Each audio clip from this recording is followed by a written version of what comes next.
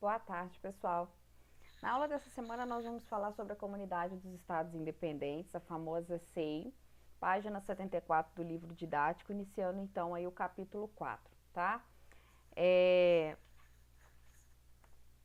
Bom, a CEI é uma organização intergovernamental que reúne 10 das 15 repúblicas que formaram a extinta União Soviética. Então, aí no bloquinho de vocês, no caderno de vocês, a primeira coisa que vocês vão colocar é esse número, né? Então, de 15 repúblicas que compunham a antiga União Soviética, a CEI ela é composta por 10. Atualmente, nós temos 10 repúblicas que compõem. Essas repúblicas se distribuem por uma área do continente europeu e asiático, o que a gente já viu, né, que é a famosa Eurásia. A maior parte de seu território encontra-se na Ásia. Sede em Minsk, na Bielorrússia, é gerida por conselhos de chefes de Estado e de governo das repúblicas participantes. Estes países possuem laços políticos, econômicos e militares. Bom, atualmente, como eu falei, nós temos 10 países membros. Eu coloquei aqui para vocês a lista dos 12 países que já fizeram parte da CEI, né? Com dois asteriscos, na Geórgia e na Ucrânia, que são dois países que pertenceram à CEI, mas saíram, tá? A Geórgia foi em 2009, né, oficialmente, tá? E a Ucrânia em 2014, tá? Depois a gente vai falar um pouquinho sobre essa saída da Ucrânia, um conflito lá na Ucrânia em 2014 que acabou levando aí a duas coisas importantes, que foi a saída da Ucrânia da CEI, tá? E as sanções econômicas aplicadas pelos Estados Unidos e pelos países da União Europeia à Rússia, tá? Então, essa questão da Ucrânia ela é bem importante e eu vou comentar sobre ela um pouquinho na próxima aula, tá? Então, vocês vão colocar aí Geórgia e Ucrânia com asterisco. Já fizeram parte do bloco, mas não fazem mais. Aspectos políticos aí, continuando, né? As chamadas repúblicas bálticas, né? Estônia, Letônia e Lituânia, nunca integraram essa comunidade. Então, como eu falei com vocês, né? A gente tinha 15 repúblicas, tá? Hoje são 10, porque duas entraram e saíram, que foi o Geórgia e a Ucrânia, e as três, Estônia, Letônia e Lituânia, nunca integraram essa comunidade, tá? Então, aqui a gente tem a parte vermelhinha aqui, circulada de vermelho, as três repúblicas bálticas, tá? Só para vocês se localizarem aí no mapa, tá? E a CEI procura manter os vínculos econômicos que já existiram entre as ex-repúblicas soviéticas, manter o uso do rublo como moeda e centralizar as forças armadas, além de compartilhar o uso de uma infraestrutura criada nos tempos da URSS. Vale aqui a gente lembrar de uma vez, né, que com o fim da União Soviética, esses países aqui, eles estavam muito enfraquecidos. E a gente tem aí a Rússia como o principal país. Se ela já estava enfraquecida, você imagina os outros países, né? Então, muitos de vocês podem se perguntar, nossa, mas por que, né, depois de tantos anos aí de União Soviética, por que esses países, eles quiseram permanecer com laços com a Rússia? É mais essa situação econômica mesmo, né? Que viam na Rússia aquela situação de apoio, tá? Então, até a gente tem essa imagem, que é a mesma imagem que está no livro de vocês, mostrando aí essa boneca russa como a principal, né? Então, a gente tem ali o fim da União Soviética, né? A saída, nesse caso não está mostrando aqui, mas eu tenho, como eu já falei com vocês, a Geórgia, a Ucrânia, as três repúblicas que nunca pertenceram, tá? E o gigante do bloco aí que vai ser a Rússia, tá bom? A comunidade dos Estados Independentes é um bloco econômico? Essa pergunta ela é muito importante, tá? Vocês podem colocar ela aí no caderno. A CEI não é um bloco econômico, pois não há acordos e políticas comerciais comuns entre os países membros. Além de não haver integração econômica, não há também legislação comercial comum, assim como redução ou isenção de tarifas alfandegárias entre os países membros. Os acordos de livre comércio que ocorrem geralmente são bilaterais. Então, gente, é muito importante vocês lembrarem disso aqui. A CEI, ela é um bloco, tá? Mas não é um bloco econômico, tá bom? Então, sempre quando ocorre algum acordo comercial ali, esse acordo, né, é entre né, um país com outro país. Não tem a ver com essa situação de, como é, por exemplo, a União Europeia, tá? Aqui eu coloquei para vocês um breve histórico, né, de como aconteceu essa integração aí da União Soviética, né, até o fim. Eu não vou me prender a isso aqui, depois quem tiver curiosidade, eu tenho certeza que todos vocês já viram, a gente já falou isso aqui até no início do ano, né, vocês viram isso aqui ano passado também, e com certeza estão estudando ou vão estudar em história, tá? Mas eu vou destacar algumas coisas importantes aqui. Primeiro, né, a gente tem em 1922 a criação das repúblicas socialistas soviéticas. A gente tem que lembrar aí que o Stalin, ele foi um ditador, né? Qualquer pessoa que se opunha ao seu governo, ela era morta. Então, isso é muito importante, porque durante todo esse período da União Soviética, foi um regime socialista extremamente ditador, né? Executava, matava milhões de pessoas, torturava. Então, foi um período muito triste para a história da Rússia, né? Então, de todas aquelas repúblicas que faziam parte da União Soviética. Lembrar também aí que a questão da União Soviética participar, né, da Segunda Guerra Mundial, como eu falei na aula passada, né, isso é importante por conta da questão do número de mortos, que vai ser muito elevado, então vai dar uma defasagem aí de homens, né, na sociedade russa, tá? E lembrar também que a guerra ocorreu no território, né, da União Soviética, tá? Depois a gente tem a Guerra Fria, essa disputa aí com os Estados Unidos, o capitalismo versus socialismo, né? A corrida armamentista, a corrida espacial, tá? A construção do Muro de Berlim, a crise dos mísseis em Cuba, que são dois momentos aí muito tensos na história da União Soviética. Lembrar aí do medo, né, de uma terceira guerra mundial, tá? Lembrar que a década de 60 e a década de 70 a gente vai ter uma União Soviética que estava no seu auge aí, político, econômico, tá?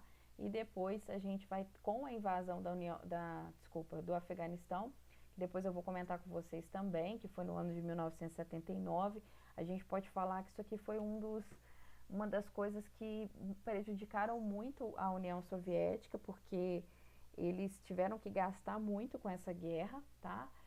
E fez com que a União Soviética entrasse em crise, né? Que entrasse mais em crise, tá? Só lembrando que esse texto eu já coloquei, tá? Aqui na pasta de vocês, tá? Tá aqui na pasta, tá aqui. Depois é só entrar lá e fazer a leitura, tá? Aí a década de 70 ela foi marcada aí por uma década de bastante crise, né, econômica e política na União Soviética. Em 1985 a gente tem a figura do Mikhail Gorbachev, que ele vai dar início a uma série de reformas no país, né, que não serão suficientes, tá? Em 1991 a gente tem o fim, né? Então, os motivos aí da crise soviética: ineficiência da economia planificada, né? Baixa produtividade e qualidade dos setores produtivos, prioridade aos setores estratégicos, comprometendo a falta de mercadorias para a população. Então, a gente via a população morrendo de fome enquanto o Estado, né, estava em guerra, tá? Então, quer dizer, são prioridades estranhas. Sistemas de metas com resultados manipulados pelo Estado, elevado gasto com a corrida armamentista espacial, sustentação aos aliados durante a Guerra Fria e excesso de burocracia e corrupção, tá? Então, o Gorbachev ele vai implementar a perestroika, que é a questão da reestruturação, e a glasnost, que é a ideia de transparência, né? Então, ele vai buscar uma melhor eficiência na gestão econômica, né? Na verdade, ele tenta implantar mais ou menos o que é hoje a China, né? Manter o sistema político socialista e abrir a economia para a economia de mercado. A ideia era mais ou menos essa, né? Quando ele fala, por exemplo, de entrada de multinacionais, né? Então isso daqui já mostra que a tentativa dele era essa mesmo, tá? Melhorar aí os acordos com o Ocidente, né? Tentar ter uma figura, um papel político mais importante, com menos censura, com menos tortura, menos, vamos dizer, realmente uma ditadura, né? Permitir maior liberdade de expressão, tá? Então essa foi a ideia da perestroika e da glasnost. O Gorbachev, ele chega na metade, né, da década de 80 com essas boas ideias, mas acaba que essas reformas elas vão ser fracassadas, não vai dar certo. A gente tem a queda do Muro de Berlim em 89 e em 1991 a gente tem aí o fim oficial da União Soviética, tá? E aí, como a gente já viu na aula passada, o governo ele vai ser o Boris Yeltsin vai assumir o governo, né, em 1991 e no próprio ano de 1991 a gente tem aí a CEI, né, Comunidade dos Estados Independentes, tá? A interdependência das nações soviéticas, principalmente no âmbito econômico, tornou fundamental a criação da CEI após a dissolução da União Soviética. Então, é o que eu já falei com vocês, né? Essa questão da interdependência. Essas economias desses países que faziam parte da União Soviética eram de economias muito fracas. Então, quando a gente tem o fim da União Soviética, eles se viram assim totalmente perdidos. Foram anos aí ao lado da União Soviética, né, sem nenhuma dependência, e depois do nada eles estavam sozinhos. Como é que ia ser feito isso? Então, por isso que eles acabaram aceitando fazer parte da CEI. Na verdade, para eles foi visto como uma ajuda mesmo. A profunda desigualdade entre os países, sendo a Rússia o país que mais concentrava a produção industrial, fez com que as outras nações precisassem de apoio para crescer. Foi nesse contexto que a CEI foi fundada no dia 8 de dezembro de 1991.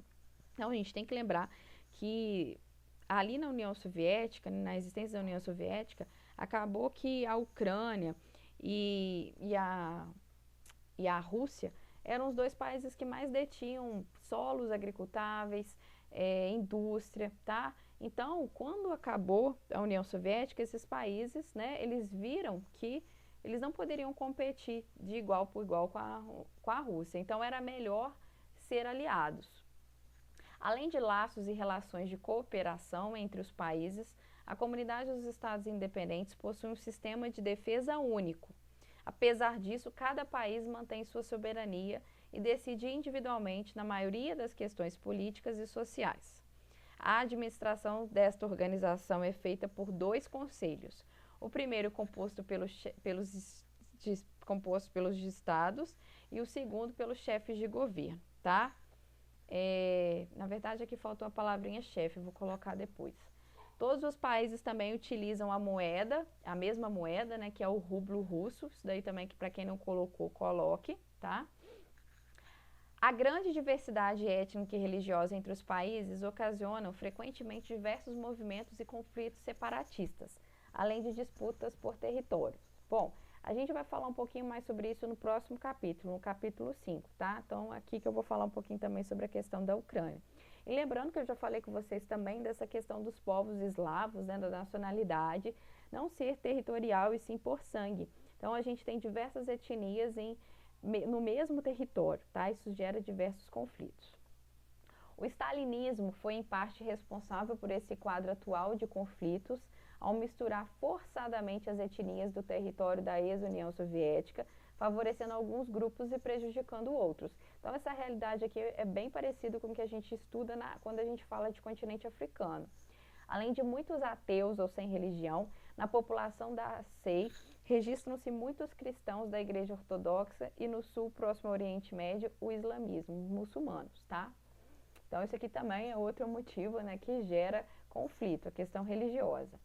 As grandes potências sentem especial preocupação com essa região pela tentativa de ampliação de influência no Oriente Médio sobre essas populações, pois o contrabando de armas e os segredos nucleares poderia levar a uma proliferação de arsenais de destruição em massa no conturbado Oriente Médio, né? A situação do Oriente Médio, todo mundo sabe que ela é muito complicada, a gente tem diversos conflitos lá.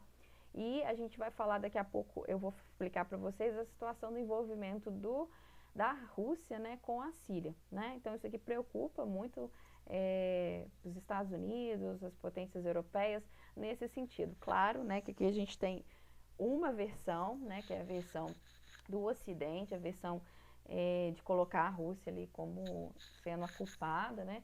A gente vai ver que tem os dois lados, né? Mas isso daqui não deixa de acontecer. Realmente o Vladimir Putin, ele financia o governo sírio, né? A ditadura do governo sírio. Ele vende armas, enfim, ele realmente faz isso daqui. Quais são os principais objetivos da SEI? Criação de uma política externa e de sistemas de defesas em comum entre os países participantes. Então a ideia a gente tem ali a Rússia como um país principal, e a gente tem ela que controla a questão da defesa dos outros países, né? Já que ela detém a maior parte dos armamentos. Então, qualquer coisa que acontecer ali, né, dos países da SEI, ela vai controlar. Estabelecer acordos de cooperação entre os países com áreas relacionadas à política, economia, defesa, militar e etc. Então, a questão de debater, né, essas ideias de cooperação e dialogar em torno das questões de direitos humanos, tá? Quando é o caso. Aspectos naturais aí da SEI. Então, eu lembro que eu falei no outro slide que eu ia comentar com vocês sobre essa questão dos aspectos naturais da Rússia, mas nesse capítulo para envolver todos esses países. Apesar que quando a gente fala, a gente acaba dando mais ênfase à Rússia porque é o maior território, né? Mas no livro de vocês tem um mapa na página 79, vocês podem abrir, tá? Aqui eu vou mostrar o mapa também, mas vai acompanhando junto comigo. Com uma área muito extensa, o quadro natural da SEI é muito diversificado, tá? Então, quando a gente fala, por exemplo, eu já consigo observar nesse mapa a questão bem óbvia aqui da questão da diferença altimétrica, né? Então, eu tenho ali bastante áreas planas, bastante áreas de planície, né? Que vão favorecer a entrada aí de frentes frias, né? Vindas do Ártico, tá? Eu tenho aí também uma diferença latitudinal considerável, que também vai diversificar a questão do clima e a questão da vegetação, tá? Ela está localizada acima do Trópico de Câncer e é cortada ao norte pelo Círculo Polar Ártico. Seu litoral é muito extenso, tá? Apesar de ser um litoral ao norte congelado, né? A gente tem um litoral bem grande na SEI. A SEI é banhada pelos oceanos glacial Ártico e Pacífico e pelos mares Báltico, Negro, Cáspio e o de Aral, tá? Esse mar de Aral, ele sofreu uma interferência antrópica, né, muito grande na época da União Soviética, e depois eu também vou comentar com vocês o que aconteceu com esse mar de Aral hoje, tá? O relevo da SEI alterna extensas planícies e grandes planaltos.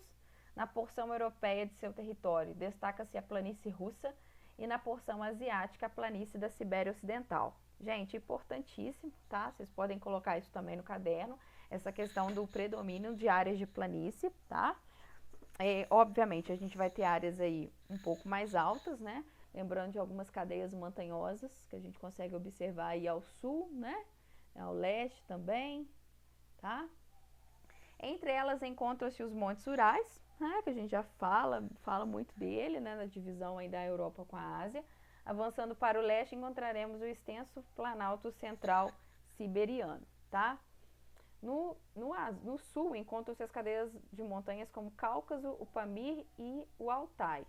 Acompanhe esses nomezinhos no mapa, tá? Dessas aí, o mais famoso é o Cáucaso, no sul, né? E se a gente olhar aí, a gente tem também essa parte marronzinha no mapa aí, que vai ser o Planalto Central Siberiano. Bom, aqui eu coloquei esse mapa para vocês.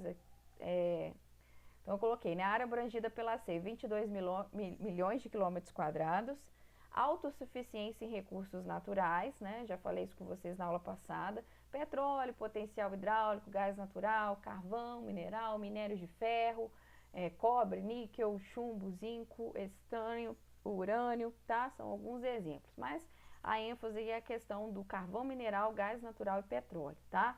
A região vai apresentar um inverno bastante rigoroso, né? Obviamente, deixando rios e solos cobertos de gelo, né? dificultando a prática de agricultura e transporte, tá? Então, eu coloquei esse aí como desvantagem, né? O território é muito grande, tá? Então, vai dificultar essa questão do transporte e agricultura, tá? Continuando aí os aspectos naturais, atravessando a SEI de norte para o sul, vamos observar a existência de várias faixas climáticas. No extremo norte, observamos a presença do clima polar, com a vegetação de tundra, vegetação rasteira formada por musgos e linques. Então, o que eu vou fazer, né? Aí no meu caderninho, eu vou colocar lá, né? Clima polar, né? Maiores latitudes, né? Tracinho, tundra, vegetação de tundra, tá? Depois, uma área muito extensa no centro-norte é dominada pelo clima temperado, frio, ainda rigoroso, com a taiga, né, que é também chamada de floresta boreal de coníferas, a maior floresta do mundo. Então, eu vou fazer a mesma coisa, eu vou colocar lá, centro-norte, tá? Coloco lá, temperado, tracinho, taiga, ou floresta boreal de coníferas, né? Que é a maior floresta do mundo, tá, gente? No centro-sul, encontramos o clima temperado continental, mais seco, com as estepes e pradarias, tá? Então, a gente vai colocar aí a parte ao sul dos Montes Urais, aí, onde eu consigo observar no mapa da página 79, né? Uma área ali amarelinha, né, de planaltos, né? Essa área aí é onde ele fala, né, da presença do clima temperado continental, tá? Que é uma área mais seca e é composta aí pela vegetação chamada de estepes e pradarias. E no sul vão ser as áreas desérticas, com xerófitas e estepes, e na cordilheira o clima é vegetação de montanha. Então, bem ao sul mesmo, quando eu consigo observar aí essas cadeias montanhosas, eu falo de vegetação desértica, tá? Desculpa, nossa, de área desértica, perdão, vegetação xerófita, tá? Então, mais uma vez observando aqui o mapa, tá? Hidrografia. A SEI possui muitos rios, alguns de grande extensão, tá? Sua rede hidrográfica pode ser usada para navegação e produção de energia. Lembrando aí, quando a gente fala de navegação, a gente está falando de rios de planície, tá? E quando a gente fala de produção de energia, a gente está falando de rios de planalto. Os rios na porção europeia correm principalmente do norte para o sul, desaguando nos mares Negros e Cáspio. Destacam-se o Volga, tá? Esse daí é o principal, tá? O rio Volga. Então, vocês vão lá, vão colocar rio Volga. Se for cair alguma coisa, né, de rio em prova, né, é esse. Ao redor do Mar Cáspio, encontramos a depressão Caspiana e ao redor do Mar de Aral, áreas de processo de desertificação. Então, esse aqui é um asterisco, né, que eu vou falar com vocês sobre esse assunto depois, mas trata-se de uma região de clima mais seco e a utilização e desvio, né, dos rios Siridaia e Amudária para projetos aí de irrigação agrícola durante o período da União Soviética levaram, né, a uma grande degradação ambiental, tá? E essa área ficou muito contaminada e desertificada. A gente vai falar sobre isso depois. Sobre os aspectos humanos, tá? A Federação Russa é a república com maior população da SEI, tá? Como eu falei com vocês já, a gente tem aproximadamente 146 milhões de habitantes. No entanto, devido à sua grande extensão territorial, ela apresenta baixa densidade demográfica. A distribuição da população também é muito irregular, concentrando-se no lado europeu, onde os climas são menos rigorosos, existem importantes áreas agrícolas, centros industriais e melhor infraestrutura de transporte e proximidade do restante da Europa. Gente, esse slide ele é muito importante. Eu já falei dele na semana passada, mas coloquem aí essa questão da baixa densidade demográfica, tá bom? E a concentração, né, ser do lado ocidental aí, tá? O lado asiático apresenta desertos e áreas muito geladas. As distâncias são imensas, grandes áreas cobertas por florestas, né, taiga, e um isolamento geográfico. Encontramos uma maior concentração no lado asiático, acompanhando a ferrovia Transiberiana, que eu vou falar com vocês aqui. Então, normalmente, né, o que faz a gente ter população, né? Quando a partir do momento que a gente abre uma estrada, abre uma ferrovia, a gente permite que as pessoas se desloquem. Então, com isso, vai formando ali vilas, cidades, tá? Não adianta nada a gente ter um ponto, construir no meio do nada, por exemplo, um aeroporto, tá? Se aquele aeroporto ele não tem ligação com nada, não adianta as pessoas chegarem ali. Como é que elas vão ir para as cidades delas, né? Não tem como. A ceia apresenta grande variedade étnica, tá? Com predomínio de eslavos, além de dezenas de outros grupos. Algumas minorias desejam separatismo ou maior autonomia interna, tá? Já comentei isso aqui com vocês. A unidade política interna da CEI tem sido ameaçada pelas reivindicações e tentativas de separatismos de regiões como a Chechênia, tá? Essa aqui é a principal. Ferrovia Transiberiana, a famosa ferrovia Transiberiana. Bom, gente, essa ferrovia, como a gente consegue perceber aí no mapa, né? Uma ferrovia gigantesca, tá? Que vai atravessar a Rússia, tá? Ela vai conectar a Rússia e a europeia às províncias do extremo oriente russo, Mongólia, China e o Mar do Japão, tá? Então, assim, demorou muito tempo para ser construída, né?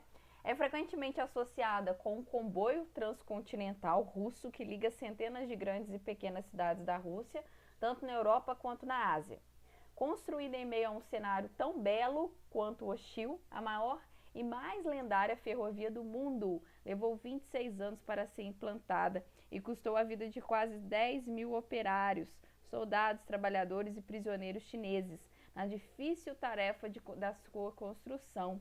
Além do frio polar, e os trabalhadores precisavam enfrentar o terreno difícil, enchentes, desabamentos, doenças e ataques de bandidos.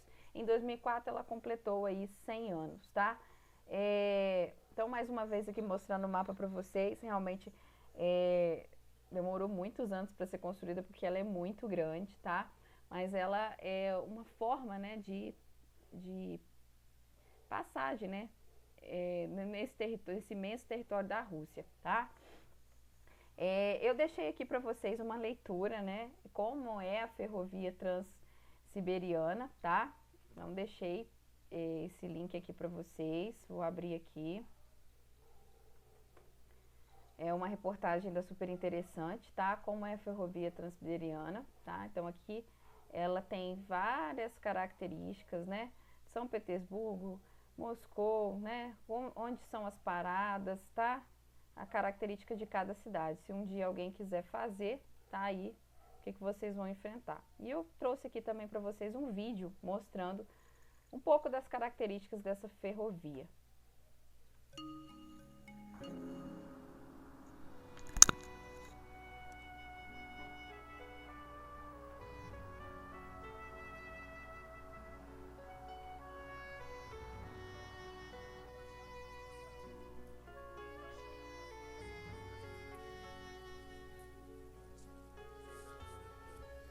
De Moscou até à fronteira da China, o Transiberiano percorre a mais longa linha ferroviária do mundo.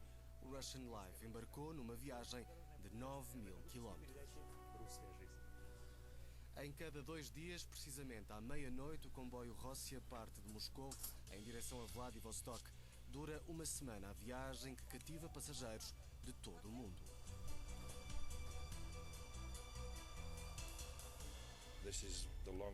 É a mais longa viagem de comboio que existe, portanto há que fazê-la pela viagem em si, pelas paisagens, pelos sítios por onde nunca passei. É fascinante.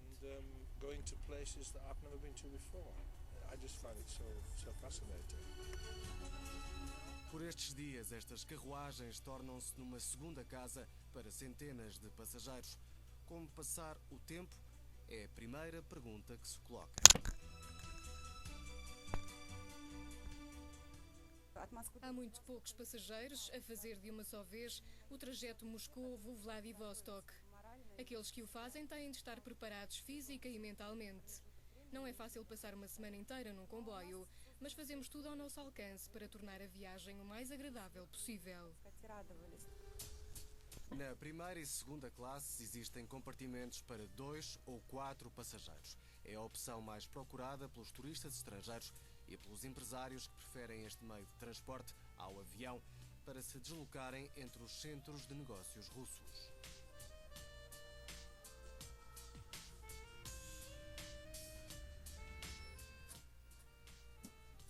Há cerca de 60 estações entre Moscou e Vladivostok. Alguns aproveitam o tempo de paragem para esticar as pernas, outros saem para visitar as localidades e retomam o Transsiberiano mais tarde.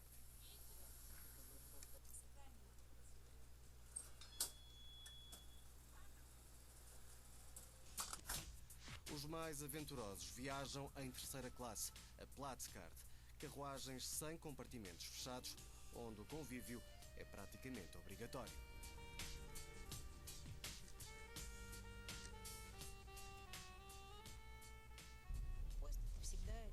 As viagens de comboio servem para refletir, porque no dia a dia não temos tempo para o fazer.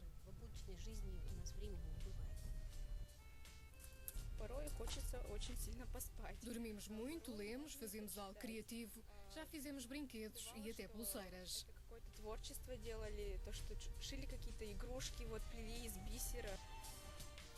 Nem toda a gente convive da mesma forma. Para os que abusam do álcool, por exemplo, a viagem pode acabar mais cedo. Tudo em nome do conforto de todos, dizem os funcionários. Проехав на этом поезде от Москвы до Владивостока, Esta viagem permite aprender muito sobre a Rússia. понимаете, наблюдая за пассажирами, Se ficar a observar os passageiros, sobretudo os russos, vai perceber a nossa forma de estar, o chamado mistério da alma russa. об образе жизни в нашем, так сказать, о загадочной русской душе. Ao longo das várias paragens, muitos passageiros aproveitam para visitar a histórica cidade siberiana de Ekaterimburgo ou ir até um dos maiores lagos do mundo, o Baikal, antes de se dirigirem para a Mongólia e para a China.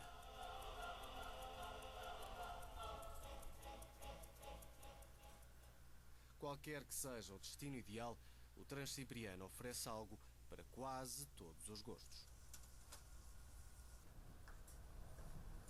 It's the most epic journey you could make, I reckon. É a melhor das viagens épicas, atravessar a Europa e a Ásia. Não há atraso, o comboio é confortável.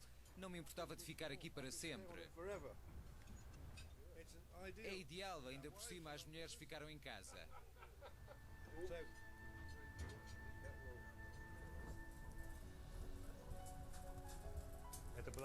É o fim deste Russian Live. Se perdeu ou quiser rever alguma das nossas viagens, pode consultar o nosso site ou ir à página Euronews Live no Facebook. Bom, pessoal, como vocês puderam perceber, por um lado é gratificante, né? Porque você tem uma ampliação de um conhecimento, por observar paisagens, né? Então é uma viagem que você aprende também a questão, além da questão física, a questão também cultural. Imagina para um turista, né? Podendo fazer essa viagem, tá com tempo, ele pode ir parando nessas cidades, né? Fazer as coisas sem pressa, conhecer essas cidades pequenininhas, a população russa. Então, para alguns, né, que podem fazer dessa maneira, com certeza deve ser uma experiência bem agradável, né? Continuando, a CE é rica em matérias-primas, possui grande riqueza em madeira e minérios, com exportação significativa. Como eu falei com vocês, a gente tem aí a maior floresta de coníferas do mundo, né? Em seu imenso território distribuem-se muitas jazidas minerais na Ucrânia, a Ucrânia aparecendo aí de novo, tá? A agropecuária é limitada pelo clima rigoroso. Na porção asiática, especialmente os desertos e os longos invernos, além das áreas geladas, comprometem a produção.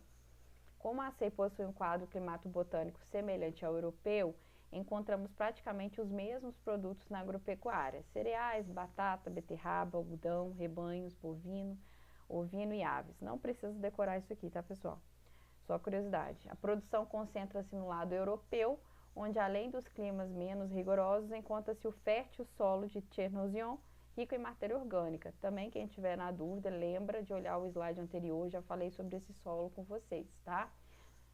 Não precisa decorar como escreve, mas ter uma noção de que tipo de solo a gente está falando é importante, tá? A questão da indústria. A gente tem que lembrar que a indústria ela vai ser herdada, né? Esses países vão herdar da União Soviética aquela indústria de base, né? Química, mecânica, siderúrgica, tá? Essa indústria está distribuída pelo território, concentrando-se especialmente junto às fontes de matéria-prima e de energia.